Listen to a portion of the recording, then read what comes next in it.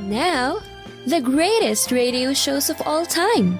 Suspense. The Shadow Node. Washington calling David Harding, Counter-Spy. Classic radio theater. The Great Gildersleeve. Fibber McGee and Molly. Dragnet. Gunsmoke. The Lone Ranger. Now, step back into a time machine with your host, Wyatt Cox. Good evening, friends of the Inner Sanctum. Western adventure, Reed Hadley and Wade Crosby starring in an episode of Frontier Town from 70 years ago today, April 24th, 1953, The Case of Water Troubles. And we thank you for tuning in on this Monday, 24th day of April, 114th day of the year, and we have 251 days remaining until we get to 2024.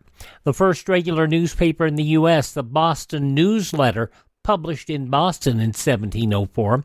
1800, the Library of Congress established when President John Adams signed legislation to appropriate $5,000 to purchase such books as may be necessary for the use of Congress. 1907, Hershey Park, founded by Milton S. Hershey for the exclusive use of his employees, was opened. The skyscraper Woolworth Building in New York City opened on this date in 1913, and in 1953, Winston Churchill knighted by Queen Elizabeth II. 1961, Bob Dylan earned a $50 session fee for playing harmonica on Harry Belafonte's Midnight Special. It was his recording debut. In 1967, American General William Westmoreland said at a news conference the enemy had gained support in the U.S. that gives him hope that he can win politically that which he cannot win militarily. 1979, Georgia on My Mind, adopted as the official state song of the state of Georgia, a month after it was performed before a joint session of the Georgia General Assembly by Ray Charles. 1980, Operation Eagle Claw, a military operation to rescue the 53 American hostages from the U.S. Embassy in Tehran. On April 24, 1980, it failed, had a severe impact on President Carter's re-election prospects. Equipment failure in the rescue helicopters made it necessary to end the mission.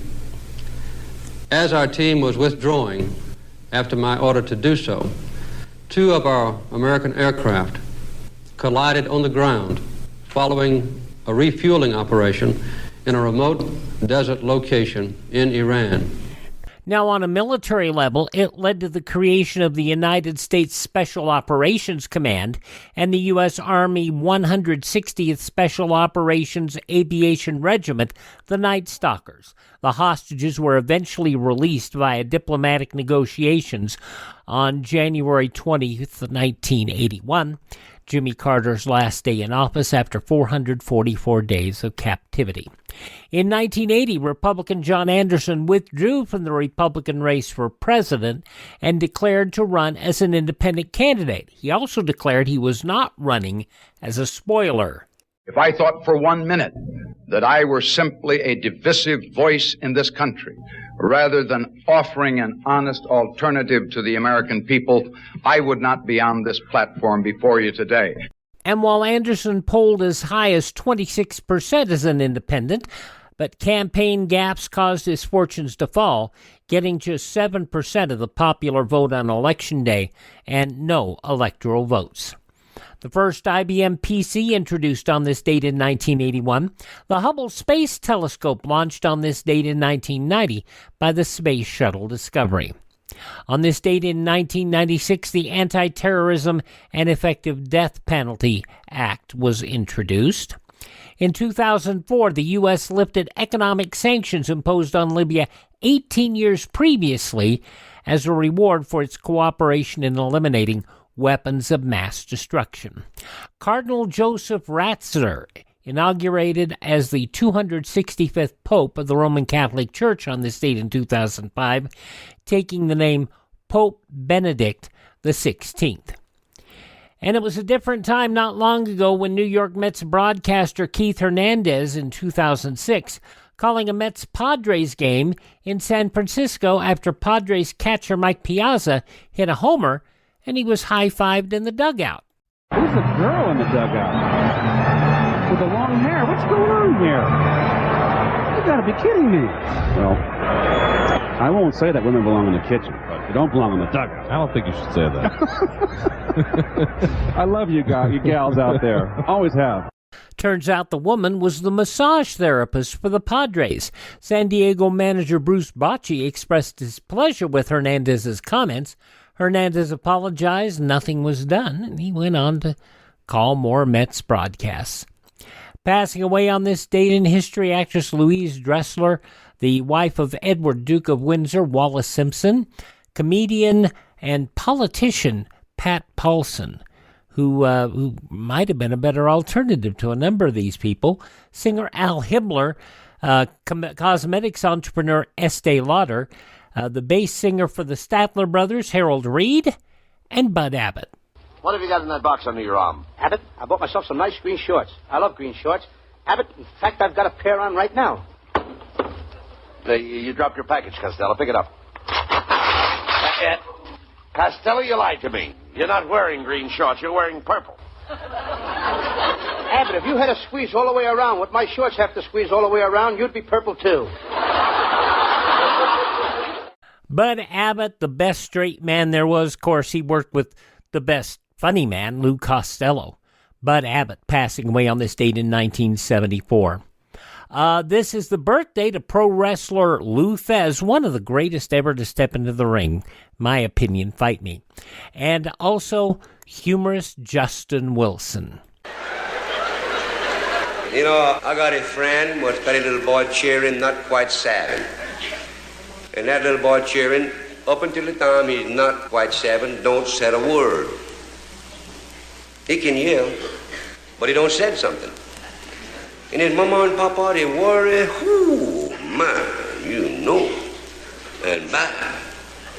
They take him to the doctor, and the doctor say that I can't find something wrong. And he hit himself in the head, say, you know, maybe like that. But he okay. And one morning at breakfast, just before he's 7-year-old, he looked at his mama and said, Mama, this doggone toast is burned like the devil, I guarantee. Well, she do a handsprung right now. And his papa, he lose his fork plumb. He can't say a word. And after a while, his mama says, son, all these years you ain't never say something before. How come you ain't say something till now, huh? He say, up to now, everything been okay.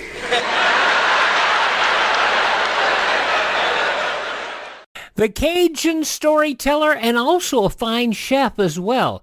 Justin Wilson, born on this date in history. We miss him so much. We need all the comedy we can find that's clean.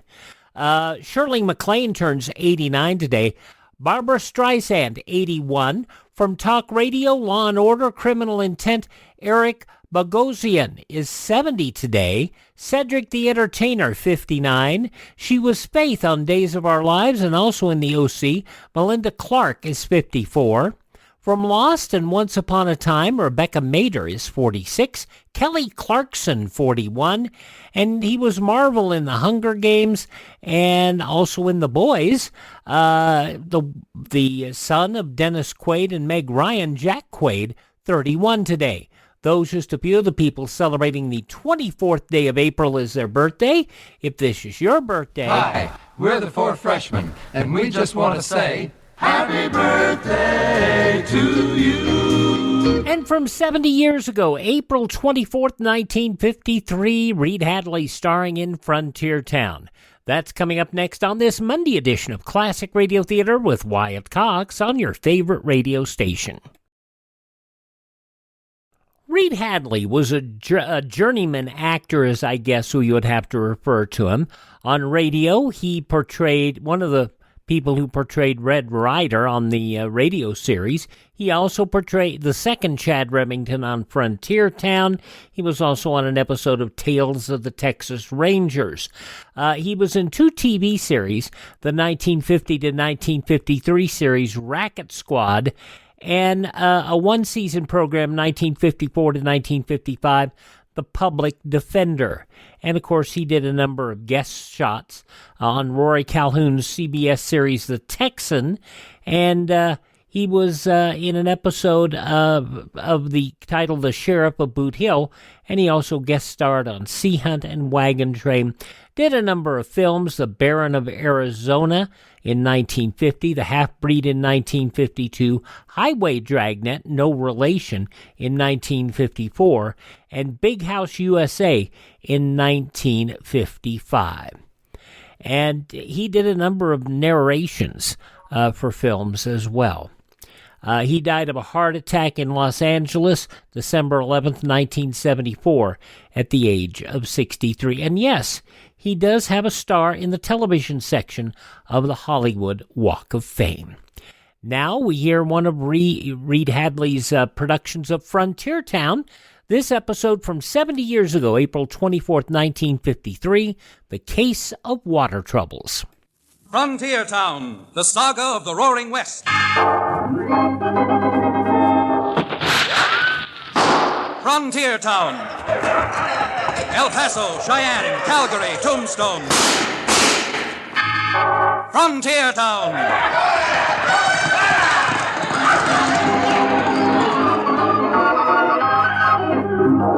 Here is the adventurous story of the early West, the tamed and the untamed. From the Pecos to Powder River, Dodge City to Poker Flat. These are the towns they fought to live in and lived to fight for. Teeming crucibles of pioneer freedom. Frontier Town! Howdy. If you happen to like excitement and trouble and heartaches, well, there's nothing like being a Frontier Town lawyer like me, Chad Remington. Yep, if it isn't one thing, it's the next, and much of the time, it's all three. Excitement and trouble and heartaches all together. A pretty good example of what I mean occurred, just about a few weeks ago. About the time I thought that for a while, at least, my life was going to be peaceable. I've got my law offices, such as they are, up over the Dos Rios livery stable, which is owned by Cherokee O'Bannon, now that he's turned over a new leaf and stopped peddling his genuine Cherokee Indian rattlesnake oil. And to all intents and purposes, he's settled down.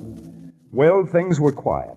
It was just before supper, and Cherokee had wandered upstairs to try to talk me into eating with him at a place notorious for its bad food, but famous for its bottle goods. Yeah, you're a man of education. Have you ever heard about the Latin races, the French and the Italians? Why, certainly, Cherokee. Not only have I heard of them, but I guess I know about as many Frenchmen and Italians as the next man. Why?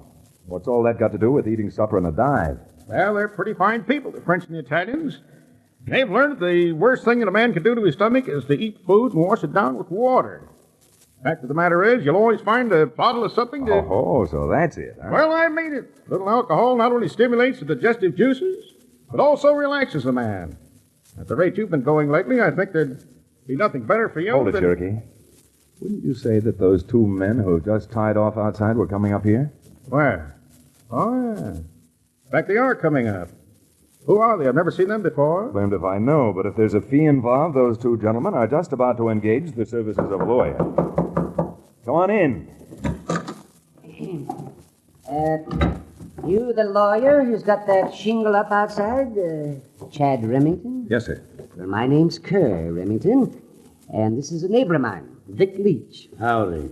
Mr. Kerr, Mr. Leech, shake hands with Cherokee O'Bannon. How do you do, Mr. Bannon?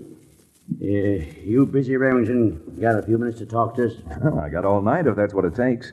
Oh, sit down, gentlemen. Yes, thank you.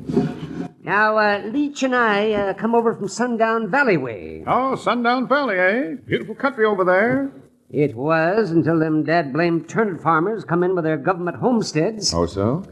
Ever since they moved in, taking over half of the water holes and streams, us honest ranchers are having a tough time trying to make a living. They've obtained these homesteads with the water rights legally, haven't they? Legally, my neck.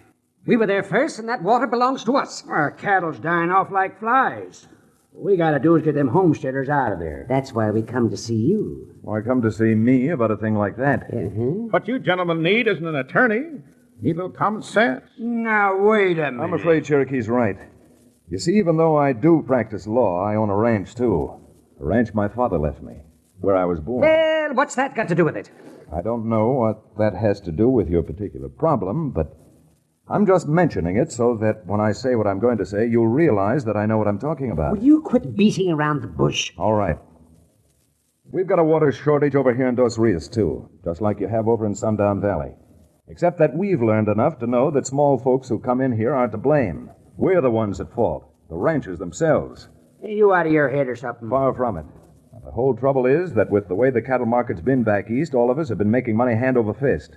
And as a result, we've overstocked our ranches to the point that there isn't enough grass or water to support that much stock. Oh, I suppose there's something wrong in a man making a little money? Not at all. Unless it's at the expense of someone else, Mr. Kerr. But that isn't answering your original question. As an attorney, and this advice is completely free, I'm forced to warn you that if you try to take the law into your own hands and attempt to get the homesteaders out, you'll be needing an attorney, all right. An attorney to defend you in court. Yeah, if the Undertaker hasn't got you before that, starting a range war. Well, you're a fine lot of help you are. We heard you was a smart lawyer. Well, I'm sorry to have disillusioned you, but my brains don't run in that direction. Yes. Well, don't go sending me no bill for this kind of advice. And if you happen to show up in Sundown Valley, all I can say is you better change your tune.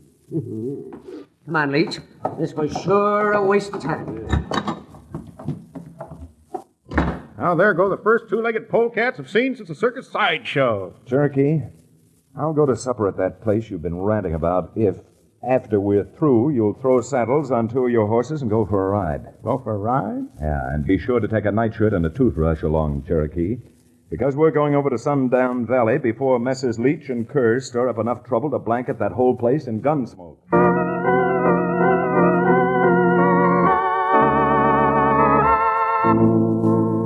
While Cherokee and I were on our way to Sundown, we later found out that Kerr and Leech were already back there and making their own plans. Plans that meant a range war if they ever got the thing rolling.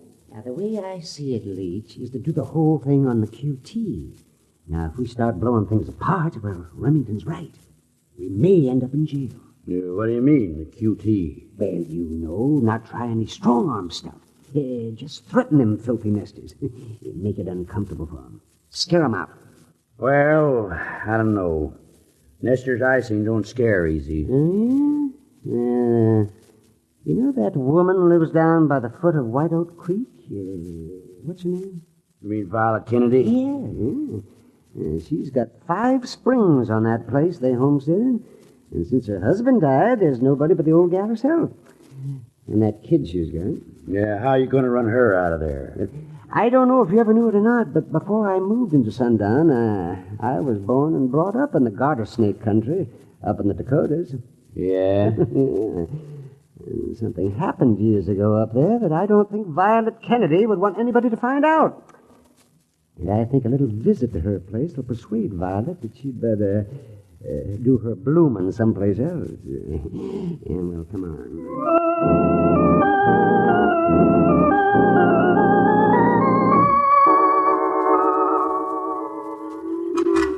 Now, doggone it, either get off my place or I'll blast y'all. You're making a mistake, Mrs. Kennedy. We'll see who's making a mistake. Now, are you going to get off of here? Oh, sure, yes, we'll get off, but we're coming back. Coming back in 24 hours. And if you're still here, Mrs. Kennedy, you'll be the first woman a garter snake ever choked to death. Yeah, come on,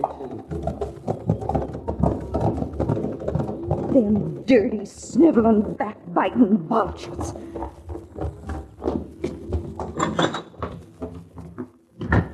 Who are those men, Mom? Huh? When did you get home, Terry? I put the cow in the barn and came in through the back door. Who are those men? They were just neighbors of ours, paying a little social visit, son. Gosh, that's strange. The rangers around here fight shy of our places as we'd had smallpox or something. Terry, I've been thinking for a long time that now with your father dead, maybe you and me'd be better off if we moved out west someplace. Maybe California.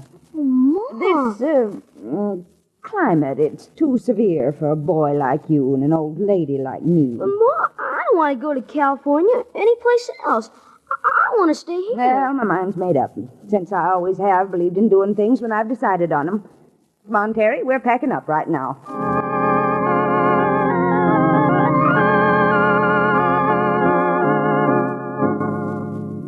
Of course, neither Cherokee nor I, by this time almost to Sundown Valley, knew what Kerr and Vic Leech had done, let alone did we know Violet Kennedy and her 11-year-old youngster. Nor as we jogged along across the trails which lead over the green rolling hills looking down into the valley below, did we suspect that we'd meet the Kennedys as soon as we did, and under such tragic circumstances. From April 24th, 1953, Frontier Town on Classic Radio Theater with Wyatt Cox. Heard on great radio stations like 1400 KVOE in Emporia, Kansas, News 98.97 up in Michigan, and KNUJ up in Minnesota. Thank you so much for tuning in to Classic Radio Theater with Wyatt Cox. The news from 70 years ago today follows these messages from your favorite radio station.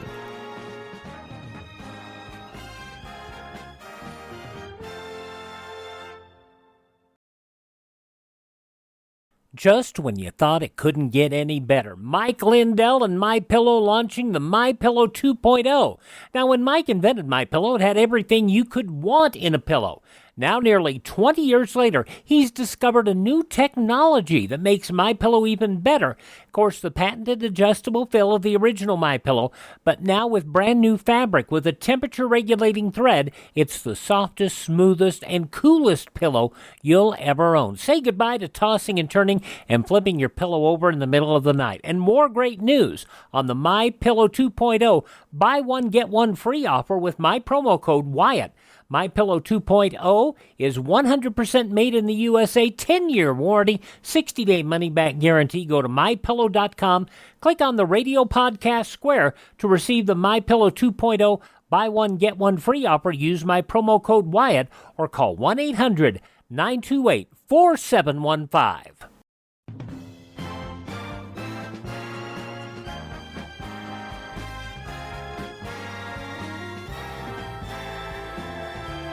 Thanks for tuning in to Classic Radio Theater with Wyatt Cox here on your favorite radio station on this Monday edition. We're listening to an episode of Frontier Town starring Reed Hadley as it was originally broadcast on Friday, April 24th, 1953. In the newspapers of that Friday, 70 years ago, these were some of the headlines. A shocking story from Howard Handelman from the International News Service. Back to the shelter of the Stars and Stripes at Freedom Village came 40 more American captives Friday, and the freed men told of more than 660 comrades perishing from starvation, exposure, and other causes in Korean prison camps.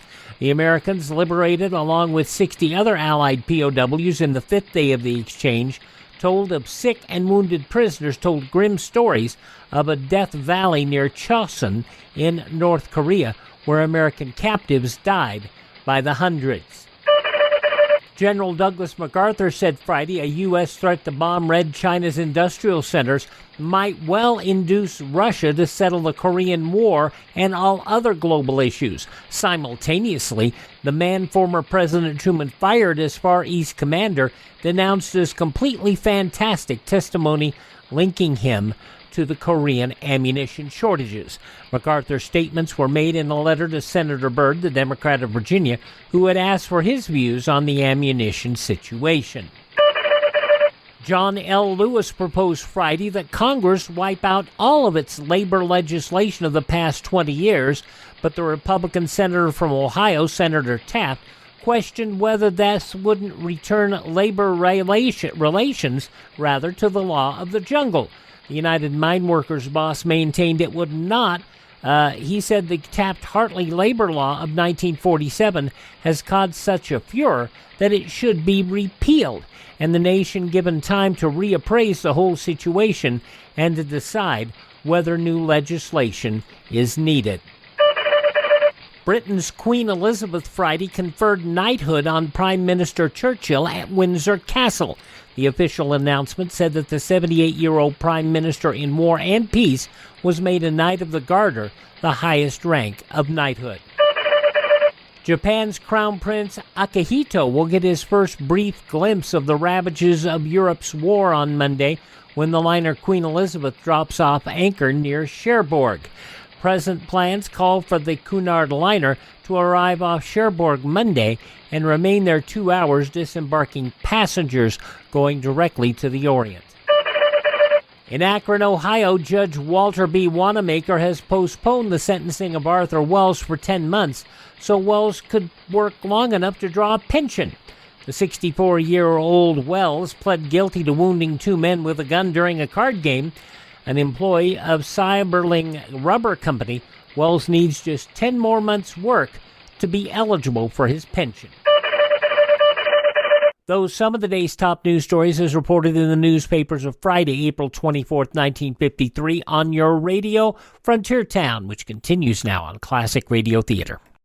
Chad, I have no compunction in admitting that this long ride has stirred up a considerable thirst in my parched throat. Indeed it has. Indeed it has. Well, Senor O'Bannon, there's a homesteader's cabin down below, and I can see a well out in the front yard. Well, bad enough having to bathe in that stuff, let alone pour aqueous liquids into one's delicate inside. And if your insides are delicate, then so is a railroad locomotive. And if you're not thirsty enough to drink water... Hello, what's that down there? A wagon loaded with household goods. Appears someone's moving out of Sundown Valley. They must be in an awful hurry to get wherever they're going. Look at that team run. Yes, look at that team run. Cherokee, it's dimes to donuts. Those horses have got the bits in their teeth and they're running away. Running away? Well, then come on. Let's get down there and see if we can't stop them before that wagon turns over. Knock on it, Cherokee. If a wagon that size turns over, there's not going to be much left of anything or anybody. Had our horses been fresh, we might have had a chance of getting there fast, but after the long ride, it seemed hours before we actually started closing the distance between us. We raked those poor horses' flanks, and their hooves pounded on the sun-baked road like war-maddened Indians on their drums. Then, just as we were overtaking the wagon, it neared a sharp turn, and as the panicky team drove into the turn, the wagon suddenly upended and... Whoa there, whoa there!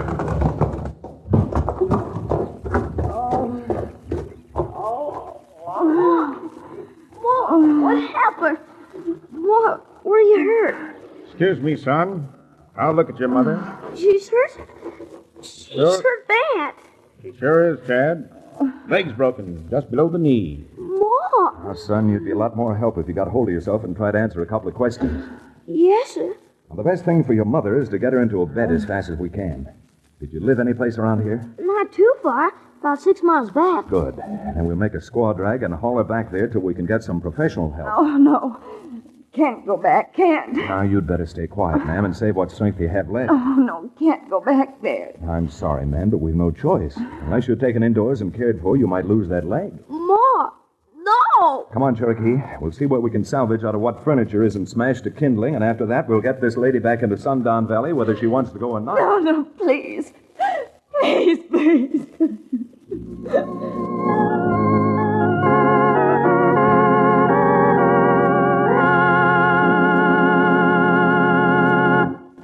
And we'll see why she's scared in a moment. April 24th, 1953, Frontier Town, on this Monday, Classic Radio Theater with Wyatt Cox. Family comedy on Tuesday's Classic Radio Theater, The Adventures of Ozzie and Harriet from 71 years ago, April 25th, 1952. Too much change. Ozzie gets $5 too much change at the Emporium and tries to return it without much success. That's on Tuesday's Classic Radio Theater, but now let's wrap up this Monday edition. Frontier Town, starring Reed Hadley, 70 years ago, April 24th, 1953.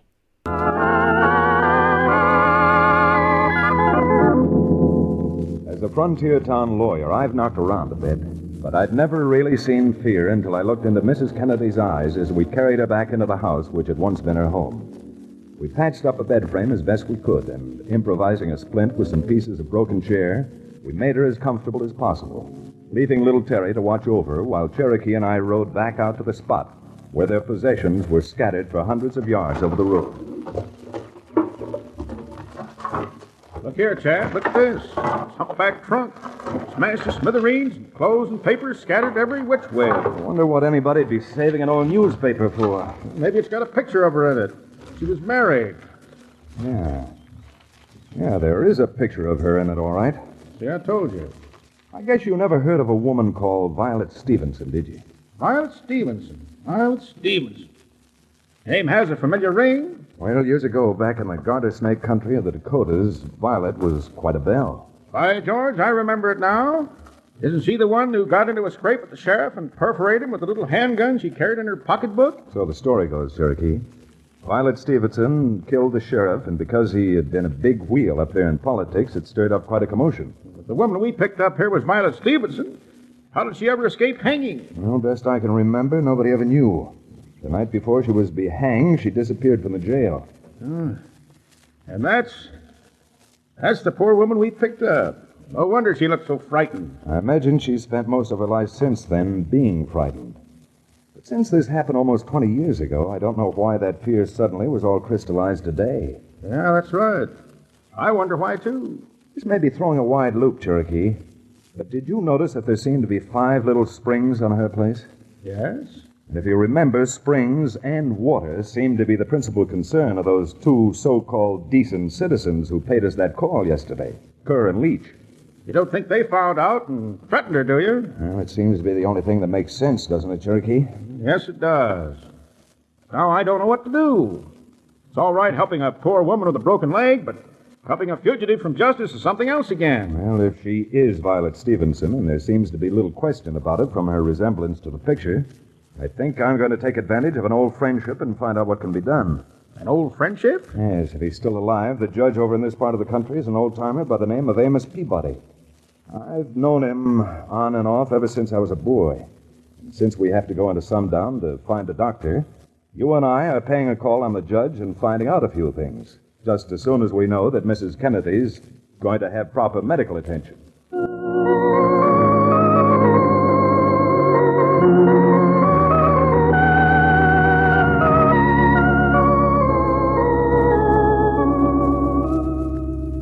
Well, the doctor knew of Mrs. Kennedy and wasted no time packing his bag and heading out there.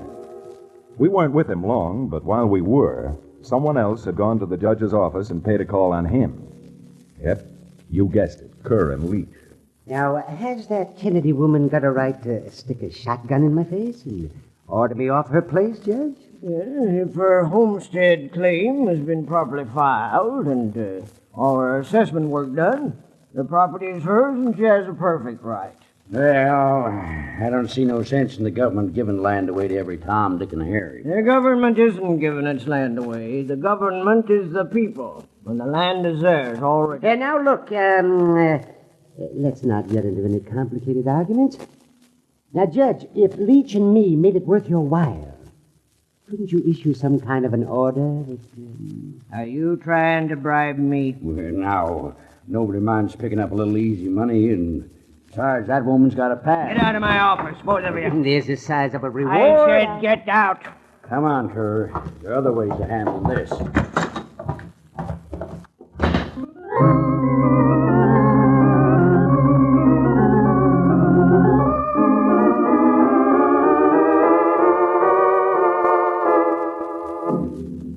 I'm sorry to tell you, Mr. Remington, that Judge Peabody died last year. They sent me down here to take his place. Is there anything I can do for you?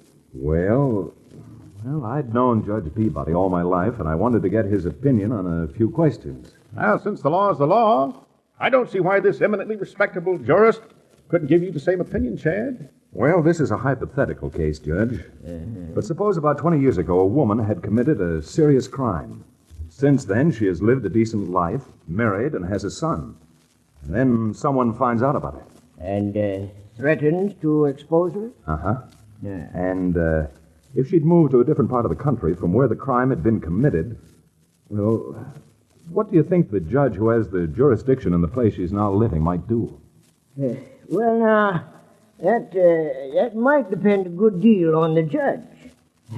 If the man had slept badly the night before, it might go hard with her. Well, I'm afraid in asking a hypothetical question, I was entitled to no more than a hypothetical answer. But actually, Judge, there is such a woman living here in Sundown, and, well, if I can, I'm anxious to help her.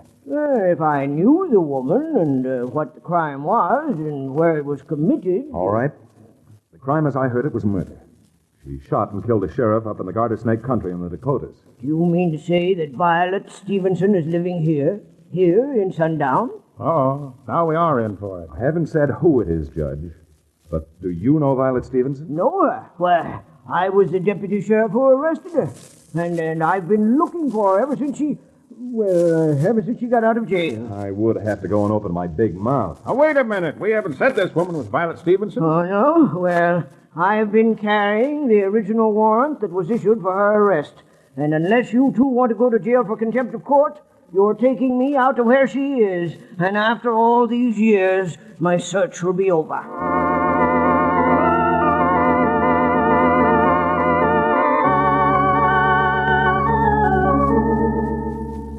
Well, this is a fine mess, with that Kennedy woman back there living in that cabin again. If that dad-blamed judge had a brain in his head, he would have helped us. But he didn't. Now, after boasting about how we got rid of her, we made a couple of fools of ourselves.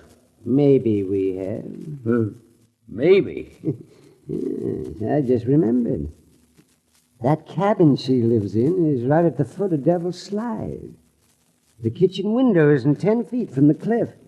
Yeah? Yeah. That's a dangerous place to build a cabin. I mean, there have been a lot of landslides down the Devil's Slide. What if there should be a landslide again?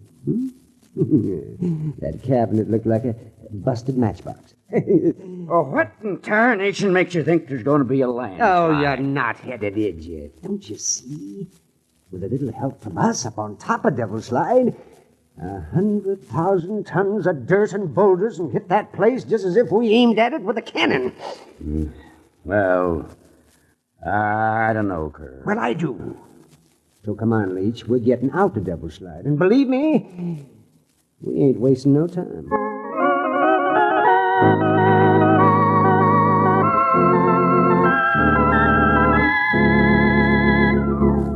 Well, as we rode back toward Kennedy's shabby little cabin, I spent a lot of time feeling sorry for myself for having opened my big mouth. But had I known the facts, I wouldn't have wasted any sympathy on me. But I would have felt sorry for Violet, caught as she was between the judge with his warrant and Leech and Kerr with their landslide. Now, you're just wasting your breath trying to argue with me, Remington. Even a man with half a brain ought to realize that after looking for Violet for almost 20 years, I'm not going to give up now. No, sir, I'm not. Well, I certainly don't see anything to laugh at in this. Well, you will. You will. You know, I've always flattered myself on being a pretty good judge of men, but you certainly fooled me. Young man, after 20 years, this is one day when nobody can insult me. Well, if you're going to get any satisfaction out of slapping a warrant on a poor woman with a broken... Remington, that noise. What is it? Billy Blue Blazes, Chad. Hear that rumbling? Sounds like a landslide. It is a landslide. Look, you can just see where it's starting up there, about 4,000 feet up on the top of that cliff.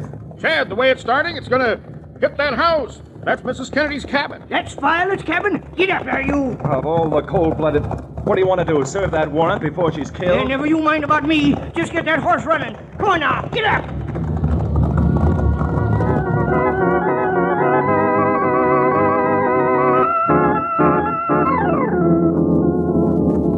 Cherokee, come on. There's still a chance we may be able to get her out of that house. Mr. Remington!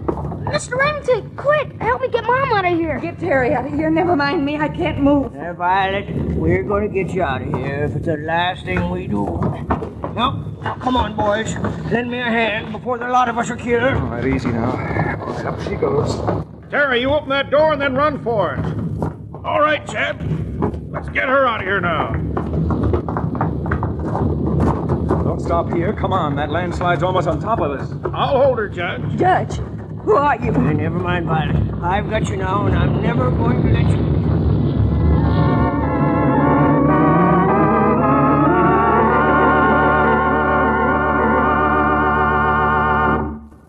Yes, well, I think that'll be a lesson to the homesteaders around Sundown Valley. Yeah, I wish that landslide hadn't kicked up so much dust. I couldn't see a thing. Oh, yes.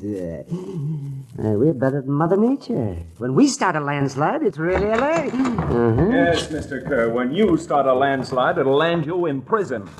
All right, come on in, Judge. And you got any idea of making a run for it? You two filthy, sneaking, double-dealing, dirty, yellow-spined buzzards? There are 5 more of these in my gun, and they're all going plumb through you two. Yeah. I guess they lost all their fight, Chad. Come on, let's haul them back to town so we don't hold up the wedding.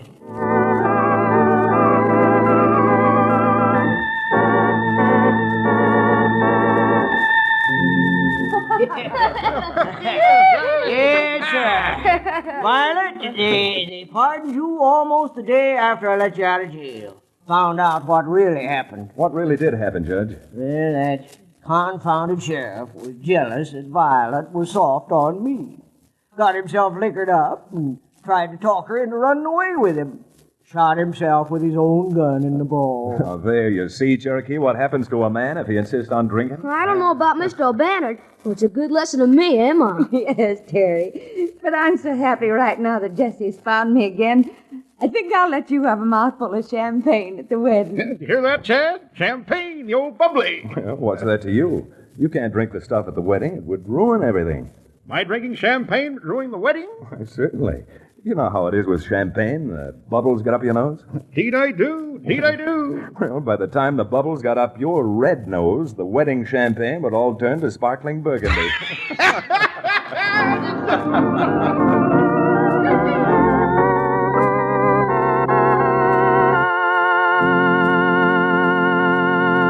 Frontier Town, starring Reed Hadley and featuring Wade Crosby, is a Bruce Ells production. Story and direction by Paul Franklin. Music written and played by Ivan Ditmars. Be sure to be with us again same time next week for another fine action-adventure story with your favorite young Western star, Reed Hadley. And now this is Bill Foreman telling you that Frontier Town comes to you from Hollywood. April 24th, 1953, Frontier Town on Classic Radio Theater with Wyatt Cox. Thanks for tuning in, and visit our website, classicradio.stream. You can stream our shows. You can learn where our shows are available on podcast. You can find our social media links. You can contact us, and you can also buy me a copy. That Buy Me a Coffee money allows us to acquire additional classic radio collections and also helps us maintain our distribution channels. That's at classicradio.stream. Thanks for tuning in on this Monday. Tell all your friends the great radio shows, the best of all time, are right here at this spot on the dial. Classic Radio Theater with Wyatt Cox on your favorite radio station.